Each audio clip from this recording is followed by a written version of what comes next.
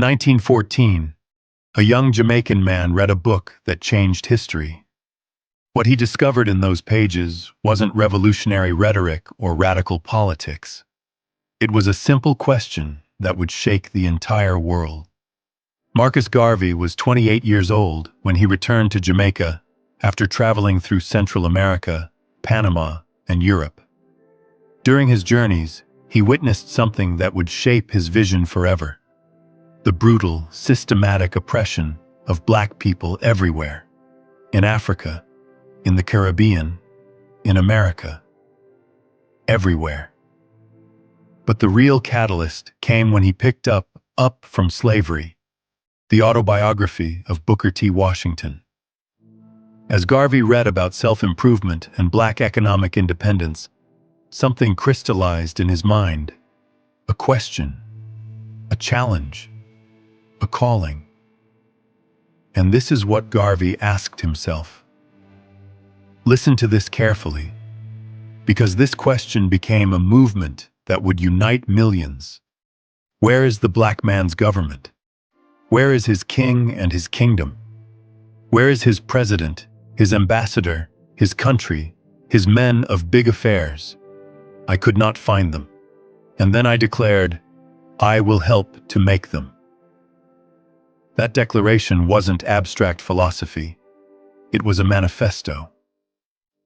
On July 20th, 1914, Marcus Garvey, alongside his co-founder Amy Ashwood, established the Universal Negro Improvement Association and African Communities League, the UNIA. The motto was powerful: one God, one aim, one destiny. The slogan even more defiant: Africa for the Africans at home and abroad. The vision was revolutionary: black economic independence, political sovereignty, a homeland in Africa where black people could govern themselves. It wasn't integration. It wasn't begging for acceptance. It was self-determination.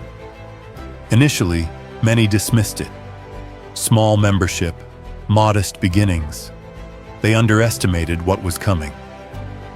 By 1919, Garvey had established the Negro Factories Corporation, black-owned businesses that employed black workers and sold to black consumers.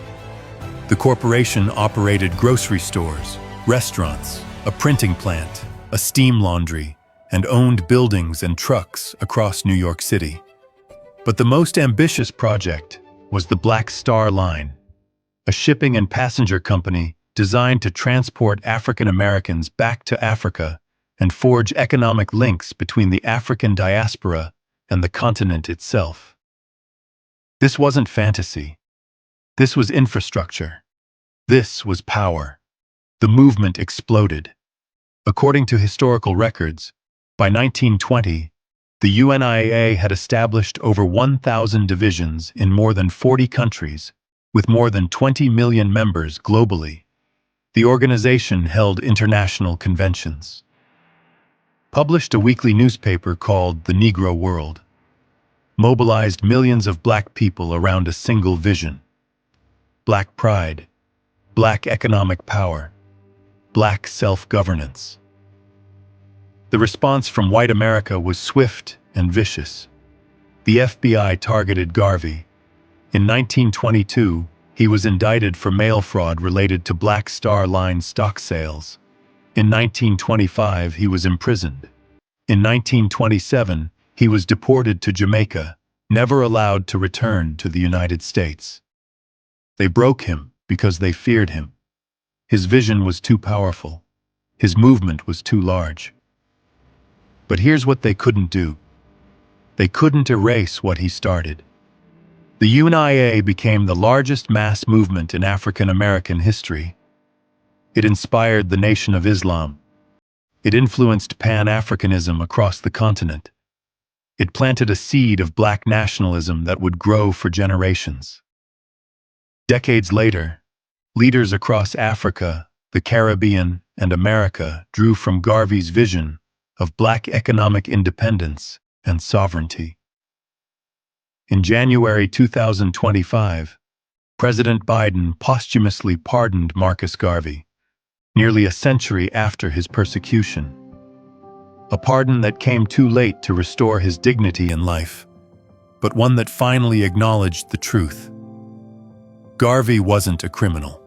He was a revolutionary, a visionary, a man who saw what black people could achieve when they united around a single purpose. The question Garvey asked in 1914 still resonates today. Where is the black man's government? Where is his kingdom, his country, his power? Because that question wasn't just about politics. It was about dignity. It was about refusing to accept subordination. It was about declaring that black people deserved their own destiny.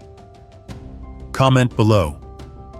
What did you learn about Marcus Garvey that surprised you?